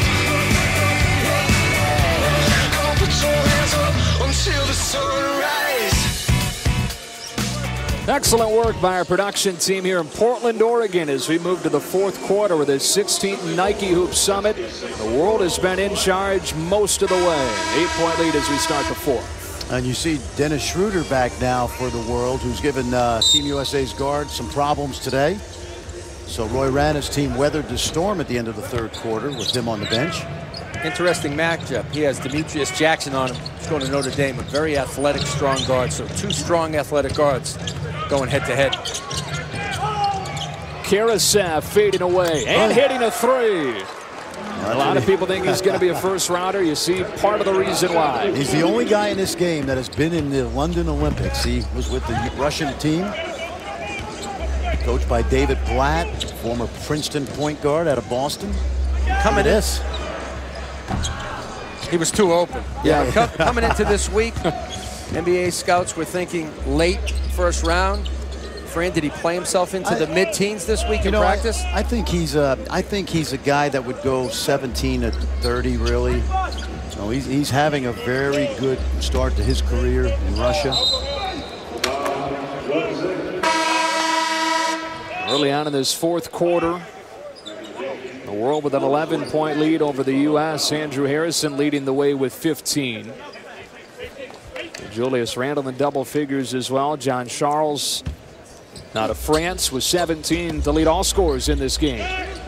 See, I thought right there Randle needed to just power that one up. You know, Paul, he caught it in there with a low shot clock. Just take it to the rim. And to his defense, he hasn't played with a shot clock very much in his career. And that's why our high school game needs a universal shot clock with a universal time. Don't disagree there. Our players would be so much more skilled and be able to think the game. John Charles meeting Aaron Gordon at the rim, but he's called for the foul. John Charles, 19 points and some solid defense, too, but he gets whistled here. How about this? That's verticality there, bro. Love the jump stop by Seriously, Demetrius Jackson. I mean, that's verticality. That's a great block. That's science at the rim. They called the foul on Karasev. It's his first. Aaron Gordon, the number 4 player in the ESPN 100, headed to Arizona next year. With an 0 of 2, and the U.S. down 13. This match is the largest lead of the game for the world squad. Look at that ball movement. Oh, my goodness. Look at that ball movement. And it's Exum, the beneficiary. And Fran, the passes are quick. They don't hold the basketball in their hands, the world team. As soon as they see the open man, they get rid of it. Randall will shoot 2, and again, this is a team that's been together for 1 week, sharing the ball like that. But if you talk to the world team coaching staff, they have had great chemistry this week. And take a look right there. That's textbook. You got big guys handle it, little guys finishing. Pretty good. Carl Towns just got called for his 4th, Paul. And guys are playing with their head up and eyes up, looking for each other. And sometimes in our game, our guys get the ball, they put their head down, and it's dribbling. To keep your head up, you can make passes. I've enjoyed my experience coaching international players, both at the college level and over in Europe at the Euro camp. And these kids have a good feel for the game at an early age. They don't often have our athleticism. Sometimes they do. Those are the guys that turn out to be the Nicholas Batums, the Serge Ibakas, but have a good understanding of the game, and they've adjusted well this week to each other. You can tell. Randall free throw snaps a 7 run to begin the quarter.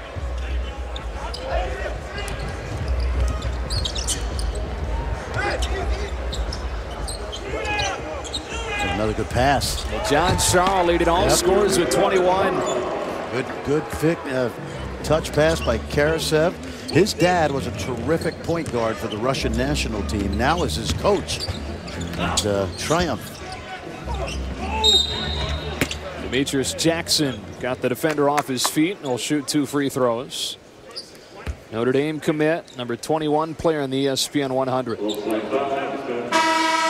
He's in a good spot next year because he'll get minutes, as you mentioned, but he's also going to get to learn from Eric Atkins, and Jerry Grant is a guy I love. I think he's really coming into his own. So he'll get playing time, but he'll also get a chance to watch how it's done with some of those veteran guards they have. I really like Pat Connaughton, young man from Massachusetts, good 6'5". Fastball. Good fastball, too. He can play baseball, too, but he's got a 3-point shot. He spaces the floor. Mike Bray had a senior team this year. Next year, it's a little bit of a rebuilding process. They also have a young man by the name of V.J. Beecham coming in out of Indiana, a 6'6" athlete. Will help this Notre Dame team next year. John Charles with numbers for the world, and how about a number of 23 points for the France big man? You know, he's not a great athlete. You know, in my rankings, I don't have him in the first round this year, but he's been a good garbage man today, good finisher. He knows his role. You know Julius is going to go right and spin back to the left. And that he did, left it short to 22-4 world run. Karasev with a bullet of a pass. Coming at us. And Wiggins' pass deflected out of bounds. 7:10 left in a 16-point game. What's got to change for the U.S. to have a shot down the stretch? Well, they're not able to slow down this attack. A good ball movement by the world, and they haven't gotten enough stops, as evidenced by giving up 85 points in 33 minutes. Think about that. Yeah. That's been the difference. No stops when they needed to. They got themselves back in the game a couple of times with their defense and transition offense. A little bit of a delay game here. Karasev can't hit the 3. Demetrius Jackson, smallest player on the floor right now, in for the rebound. And so often in these games, Fran, defensive transition, you get killed on. Rondé Hollis-Jefferson continuing to impress. He plays hard no matter what. He doesn't need a play run for him. He just needs to be in the game. You know, his passion energizes his talent. Another play right there. Good hustle, but threw it to the wrong man. And Wiggins able to finish. Wiggins now with 15. Oh, that's not happening. Not a good decision by Casey Hill right there. I think right now Team USA is in a panic mode. If you can tell, they're trying to hit doubles and triples instead of singles, and Mike Jones not very happy. And that's the growth in Casey Hill. The ability to get in the lane, yes, but his decision making right at the rim needs to improve. You know, he wants the home run, like you said. He wants to get it all on one play, one possession. Sometimes Casey Hill has to just bring the ball back out and reset the offense. And if he doesn't learn that, he's going to sit behind a very good point guard next year in Scotty Wilbekin. I think they'll play together some, but I think Scotty Wilbekin was the underrated guy on that Billy Donovan team this year.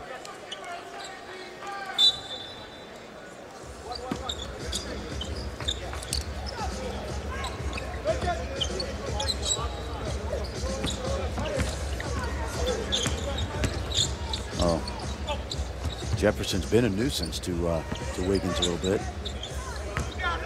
Joel Embiid with a spin move against Gordon. How about that move from a kid that's played a little more than a year of organized basketball? And when I saw him last year, he only played a little bit for Mount Vert. Then he transferred to the school called The Rock in Florida. Led them to an independent state championship. Same school as the aforementioned Scotty Wilbekin played at. High off the glass from Parker. Embiid grew up in Cameroon playing soccer and volleyball. Played basketball for the first time when he was 16. Did you see that pass he just threw? Nobody has improved more in the class of 213 than Joel Embiid. Look at that effort. Then he was fouled by Hill. He's going to be so good in that Bill Self high-low offense. You know, I give him till about mid-January to really have a good effect on that young KU team next year with that really solid recruiting class. But if he's around for his sophomore year, and he should be, he will be a very, very good player at Kansas. I think he's going to make a splash as a freshman. Yeah. Could he get drafted? Well, everybody can who's 7 feet tall with some skill, and he's improving. Yeah. But I think if he stays that second year, he can dominate at Kansas and then lock himself into a top 5 draft pick. He's got a chance to be really, really good. One of the first guys that recognized his talent was fellow Cameroonian Luke Mbamute, now with the Bucks. And it's a good time to drop in basketball without borders, too. Yeah. The NBA has done a great job overseas. Casey Hill for 3. You know, he's really improved his jump shot. He went 2 for 3 from the three-point line at the Jordan Brand Classic. Not known as a shooter. You know, his jump shot is like the morning sun. Sometimes you see it, sometimes you don't. Wiggins couldn't squeeze it, then had it tipped away, and here comes Jabari Parker. But I think he's really worked on it, Casey Hill, and it shows. Harrison will shoot 2. As the U.S. tries to claw back. Trailed by 18 just a moment ago before that 3, the largest lead for the world in this game as we work inside of 5 minutes. Yeah, I like this guy, Jabari Parker. We've been watching him for 4 years. Simple game, gets it done, fundamentally sound.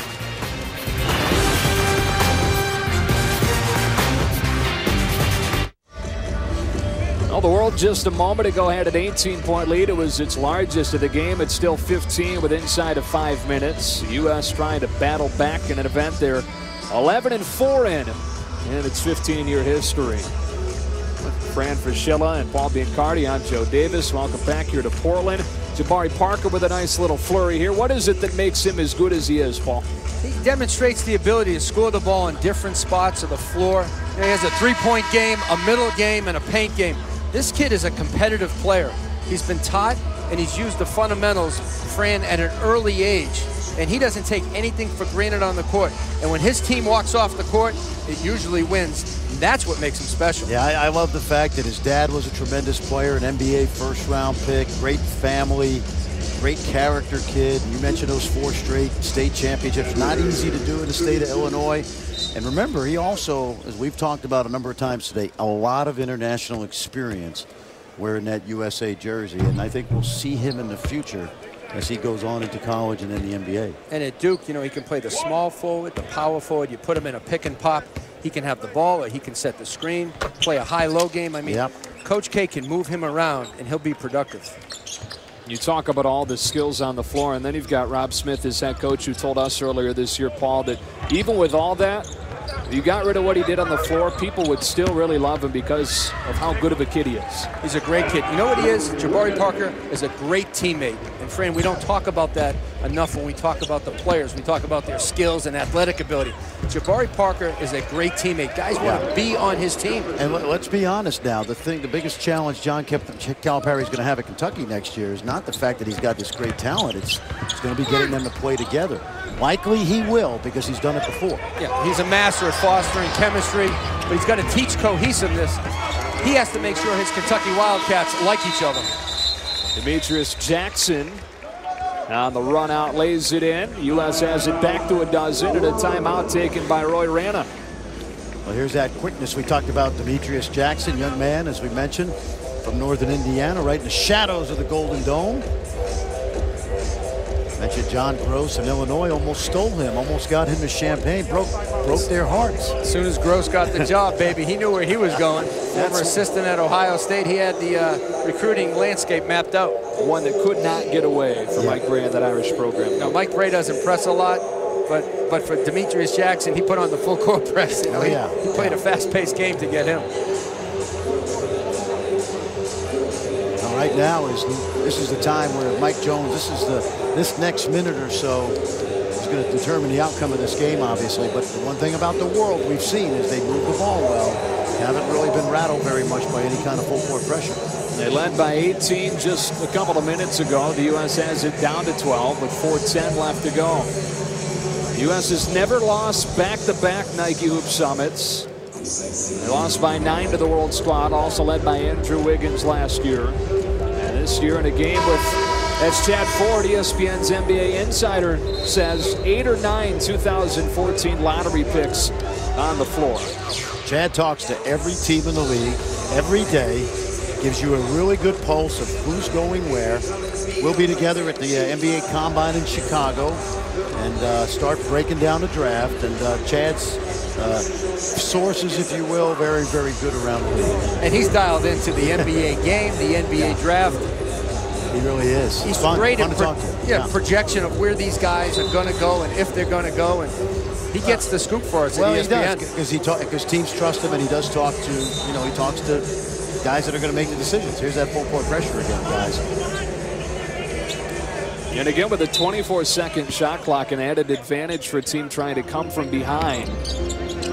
Down 12 with 4+. And Joe, to your point, can you imagine if we weren't playing with a shot clock right now and the world team was up double figures with 4 minutes to go? Yeah. There would be no interest in this game. It wouldn't be exciting. A shot clock has to come to the high school game. Andrew Harrison gets fouled. Now going to be important for the U.S. to make some free throws down the stretch, just about 60% on the night.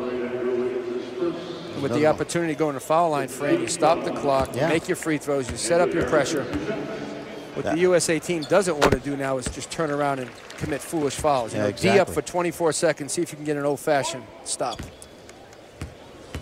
There was a point you made earlier about the Harrisons. They know how to invite contact on the drive. Andrew Harrison went right at Andrew Wiggins. Well, guys, Major League Baseball coverage continues on ESPN. For Sunday, 8 o'clock, Carlos Beltran leading the Cardinals in to face the Phillies. And then on Monday, it's the AL East showdown with the Rays and the Yankees. Both games also live on Watch ESPN. A loose ball foul goes on the United States squad. Demetrius Jackson called for his third. A substitution for Mike Jones. Or he tried to, but now send Aaron Gordon back to the sideline. Casey Hill almost got that steal. He did a really good job of staying in front of Schroeder. Now Jackson's going to pick him up. See if they double here. They tried to, but Schroeder just too quick, spins away. Livio John Shaw leading all scorers with 23. Nearly turned it over with the shot clock winding down. Well, switch out. Let's see if he goes by him. He does, but into a crowd. And a foul. He'll shoot two. And Julius Randle picked up Schroeder on the switch, but his stance, if you take a look at it again, was wide open. Allows penetration by the guards. You know, Julius Randle is a tremendous power forward. If he wants to play at the 3 spot, he's going to have to cover guys that are quicker and smaller than him. And we just saw that's going to be a headache. Well, that was a great, that was basketball IQ right there by Schroeder, because he saw the mismatch. He waited, hesitated, and then turned on the afterburners, and really, it'd be hard for anybody that size, Julius Randle's size, stay in front of this guy. And Julius Randle, I mean, he can move his feet. He's got lateral quickness, strength, but he just can't stay in front of Schroeder because he's so much quicker. 1 of 2 for the German point guard. An 11-point game with 3.5 left. And they're going to sit in that zone the rest of the game. And it forces a turnover here. Here's Dante Exum getting fouled. And the foul. What did we say? You said it. Shades of Michael Jordan back in high school. Little baby Michael right here. Take a look now. Good job by Towns, walling it off, and then watch. This is good job by Exum. Look at the follow through. And you know what's good about that? You're going to make this shot on the foul 1 out of 15, 20 times, but he got the ball up on the rim. Good IQ right there. I love the extension. As soon as he felt the pressure, he was trying to release the basketball, as you mentioned, friend. That's the IQ of a scorer. Yeah, just like that, it's back to a 14-point game with a little more than 3 minutes. And once again, Andrew Harrison inviting the contact. A lot of the schools that are recruiting Dante Exum have ties to Australia. LSU, Boise State particularly have coaches on their staff that are from down under. Larry Brown, the coach at SMU, of course, at Carolina, great. So he's got that connection to Cecil Exum, Dante's dad. When I talked to him the other day, he said some schools are recruiting me as a point guard, some as a combo guard, others as a small forward. Fran, I think he's just a player. I don't think you box him into a position because he's so talented offensively. You look at his body, and his best basketball is about 5 or 6 years down the road. And the other Aussie, Ben Simmons, how about him? Oh. You know, it's another one of those guys you guys have covered during the year. 6'8", bouncy with skills, Joe. You loved him when we had him at the NHSI, plays for Kevin Boyle, Mount Verde Academy. How good is he going to be? He was the most explosive player on the floor in his first game of the season for Mount Verde at NHSI. There's a back-breaking 3 from Exum as the world hits the century mark. And that's really not his game, Exum, to make jumpers. He's best to get into the rim. 16 for him. Livio John Charles showing off some nice handles in transition, but Hill there to steal it. A little too much show off, I think. Now it's Exum with a rejection. And Hollis Jefferson, through contact, was fouled. You asked about Ben Simmons, top 5 sophomore in the class, Fran. He's only played for about a month, but it's easy to see that he's elite in that sophomore class at 16 years old, at 6'8", with a 3-point shot and great instincts. That's another guy like Exum, whose dad was an American, David Simmons, went to Australia and played over there. How about Kyrie Irving? He could actually play for Australia. I think he's going to end up playing for Team USA. He was so good last summer in Vegas when he got a chance to play on that USA select team of NBA players that scrimmaged the Olympic team.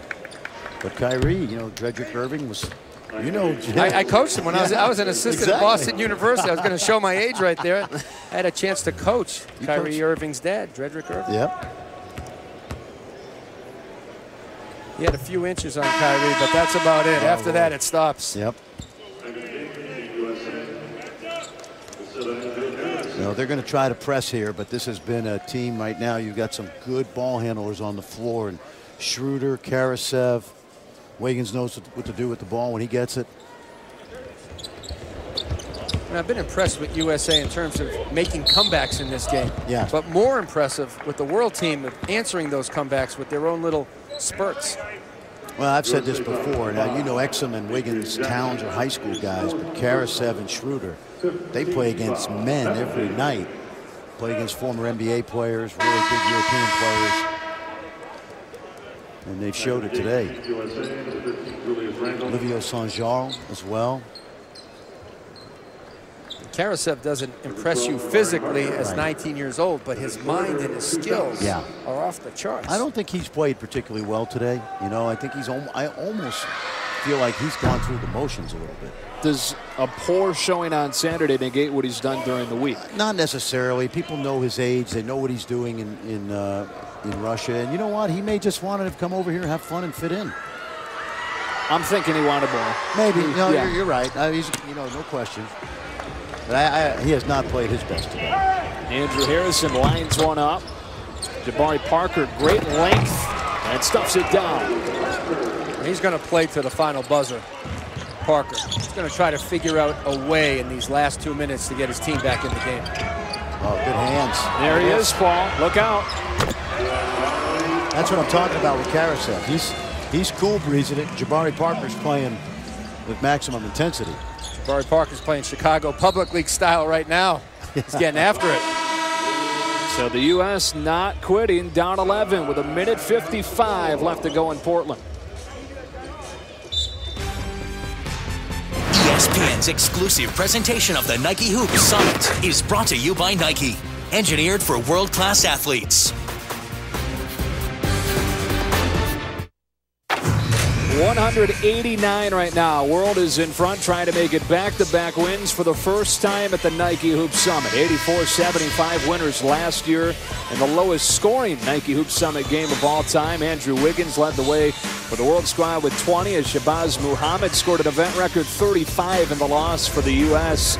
United States refusing to go away, though, within a dozen here with 1:55 to go. They're going to turn that press up again and see if they can come up with a couple steals. And it's been feast or famine for them in terms of the pressure. And the lineup is small for USA. Rondé Hollis-Jefferson and Aaron Gordon at the 4 and 5, playing with 3 guards. Nice move by Mike Jones here in the last 2 minutes to insert all the speed and quickness and best defensive team he has. See if they come and double again. Schroeder just so quick. And they're going to call him for a carry. Pin the ball on his hip. And a turnover with 1:48. Randall back in. Parker back in. Some OD substitutions for Mike Jones. Schroeder's looking around like, where'd that come from? Yeah. The pressure got to him a little bit. Yeah, I think so. Casey Hill just was riding his hip. Staying in that little matchup zone. It's Hill for 3. Right into the hands of Andrew Harrison. And then Parker there to follow. He's got 6 in a row, and it's down to single digits. And a timeout taken by Roy Rana for the World squad. 6 in a row for Parker. U.S. refusing to go away. Six straight points for Jabari Parker, and USA within 9 here with 1:38 to go. Parker now leading all scorers with 20. The nation's #2 player has advanced skills. He can score the ball in the paint, at the three-point line, or at the mid-range. He also can do it with and without the dribble. Jabari Parker figures out a way how to put the ball in the basket, and he's more athletic than he looks. 4-time state champion at Simeon in Chicago. And headed to Duke next season. He starts this segment on the bench as Mike Jones has done that with putting his best defenders out there. And with OD substitutions trying to come from behind. Now, it's a little rule, not a big deal, but under 2 minutes, ball goes through the basket, the clock stops. And they're going to foul and try and extend this game with 1.5 minutes left. Dennis Schroeder will go to the line. Now, he shot 83% this year in the German league from Braunschweig. How'd I do? Like perfect. I don't know, but it sounded good. You say Schroeder, terrific. Yeah, I know exactly. Friend, let me ask you a question. Yes. This week in practice, the scouts liked him. In this game, did he help himself, stay the same, or hurt himself? Well, I think he helped himself, but what I do think when I look at him is a guy that would be a terrific college guard right now. I think you put him in the top 5, 6 guys. I mean, I think he's right there as a first-round pick. Remember, you're looking at a 6'8" wingspan and great quickness. Here's Julius Randle. Couldn't get it to go into the hands of John Charles. And a tie-up. Possession arrow gives it back to the United States with 1:25. So Team USA's gotten a lot of opportunities to cut into this lead. I think Mike Jones wants another timeout. He'll take one. Now 1 left. With the World in front by 11. The U.S. hasn't led this game since early on in the first quarter. They battled back to within 2 during the third, but the world is pulled away, and they've got a great performance from Livio John-Charles, 23 points for him. Well, this is a guy that's helped himself today. A young man that's, we mentioned, playing in the French League, playing for the team that is owned by Tony Parker, the San Antonio Spurs. 6'9", running the floor, finishing some garbage baskets, as we talked about. He's handled the ball well. It's what we talked about earlier, Paul. He does what he does well. He finishes around the rim, not trying to show everybody that he can shoot threes or play outside the lane. When I watch him play, I see a guy who enjoys to do the little things. You know, screen, run, and rebound. You know, it's so refreshing, Fran, to see a guy who's comfortable with who he is, whether it's a power forward, center, or point guard, and not try to be somebody he's not. That's how you become less productive versus more productive. And that's how you, and conversely, that's how you help a team. When you do what you do well. If your team needs you to score, if you're a shooter like Kara said, you shoot the open three. Handle the ball, give it to Schroeder. Livio Sanjal today been terrific around the basket. 23 points, 13 boards. You said Schroeder probably helped this case. Livio John-Charles was a guy that came in knowing that he declared at some point. Does today's performance convince him and the people around him that he's ready? I don't know. What'll happen with these kids and their agents, because he is a professional, is his agents will talk to NBA teams to try to get a feel. And oftentimes a team that really likes a guy like him might say, leave him in. We got the 23rd pick. We'll take him. We'll promise we take him. So there's a lot of get back and forth the next 3 months. It's not just what you do today. It's the conversations your agent has with NBA teams. Schroeder off of the feed from Karasev. And again, the international players have a 10-day window at the end where they can pull out before that. That's exactly right. Whereas the high school, particularly college guys, I should say, nice move by Randall. The college guys have got to the end of this month, I think it's the 28th, to make their intentions known for good as to whether they're going to stay in or not. And they're trying to find out right now where they stand in that NBA draft come June 27th. Some people speculating that might be part of the reason Andrew Wiggins is waiting as long as he had, seeing what happens at the other schools as far as guys declaring and guys deciding to stay. Yeah, I think he's waiting to see who he's going to play with to give himself the best chance to win. You know, Fran, he may not even just make a decision. He may just show up on a college campus in September, and you know why? He can. Absolutely. Everybody will be waiting with open arms if Andrew Wiggins decides to show up in September. He probably is not going to sign any letter of intent. Just simply show up. He's just going to torture four coaches. That's all. He's going to torture 4 head coaches here in the next few weeks. He's probably heard that question, right, Paul? You've been around him a lot this year. He's probably heard that question 10,000 times. Where are you going? And then when are you going to make your decision? And that carries a lot of weight on a young man in terms, and he's fought through those questioning from the media in terms of getting through it on the court, not really letting it affect his play. But there's something that tells me that the weight of the world is on his shoulders, and it would be best for him when he's ready just to declare where he's going to go to school and put it behind him. He's a quiet kid. He says he doesn't love all the attention that he gets. And you mentioned the weight of the world on the shoulders with the decision. We saw, Paul, earlier this year, Jabari Parker not play very well. Granted, he was coming off an injury, but not play very well when he was still weighed down by that decision, and a different guy once he declared for Duke. Because there's other things on your mind besides basketball. The recruiting, Fran, as you know, it can consume you as a coach, but as a recruit, it can really eat you up. Well, because every coach is telling you you're going to be a great player for them, and it does fill your head up with a lot of things, and you have to be mature enough to cut through, you know, the great recruiting pitches and figure out, hey, where am I best suited the next year, 2 years, whatever it takes for a guy like Jabari Parker to reach his dream and play in the NBA, which he's going to do in time. Rondae Hollis-Jefferson, future Arizona Wildcat, makes 1 of 2. But a good day for him. Now 17 points. With the world inside of a minute from its first back-to-back wins in Nike Hoop Summit history. You know, Gordon gets called for the foul. Sean Miller's going to lose Solomon Hill, a guy I really love as a guy that came not out of nowhere, Paul, because he was signed at USC, ended up at Arizona. But his versatility, I think, that's where Rondae Hollis-Jefferson is going to fit right in. He's just going to replace what Solomon Hill has done for Sean Miller the last 4 years, and maybe a better athlete. And they also lose Grant Jarrett, the freshman, 6'10", who declared for the draft. A great outside shooter for a big guy. But we talk about Aaron Gordon, Rondé Hollis-Jefferson. Sean Miller's going to have a pair of versatile athletes who can really defend. These guys not just are athletically good defenders, they want to defend. They have the mindset to play defense first. How will they fit in with Brandon Ashley and Caleb Turnowski? I think they can play, you know, maybe at the 3 spot defensively. I think they'll be great at the 4. Heck, you can put them together at the 4 and 5 and play small, and you'll be good on the glass still. And Sean Miller's going to have a lot of options next year. He can play big or he can play small. We talked about the transfer, T.J. McConnell, Nick Johnson. And remember this name, Gabe York, young man out of California, can stroke it. Arizona, top 10 next year, I think, preseason. I think so. There's no question. I love their talent, and Sean Miller's done a really good job in his time in Tucson. There goes a long ball.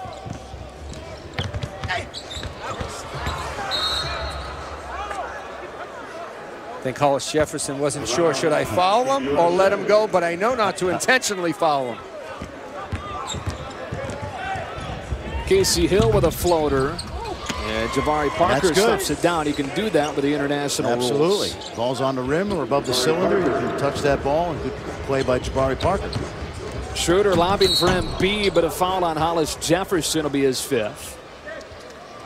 With 17 seconds remaining in this one. The Kansas basketball staff, Fran, has to be excited when he shows up in June for individual workouts. No, and again, because we both know he's raw, I think by mid-January, of course, they don't have a, you know, they've got Landon Lucas who redshirted, and Perry Ellis really came on this year at the end of the year, really finished strong.